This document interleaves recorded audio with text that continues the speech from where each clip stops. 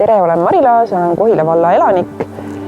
Asun Kohila Hageri sutlema kergliiklusteel, mis on meie valla kõige pikem tee ja mida kasutatakse ka väga palju tööl käimiseks. Seoses uue kergliiklusteega, mis avati 2018, on see tee läinud palju aktiivsemaks, inimesed liiguvad rohkem ja ka tööl käies ma arvan, et väga paljud inimesed kasutavad auto asemel nüüd jalgratast või liiguvad jala sellel teel. Kuna see tee on kõige uuem ja ka hea kvaliteediga, siis sellel teel saavad tõesti kõik liigelda. Siin saab laps õppida rattaga sõitma. Selle tee peale jääb ka Hageri hooldekodu, kus vanainimesed saavad kohe väravast välja tulles kasutada rõõmsalt head teed.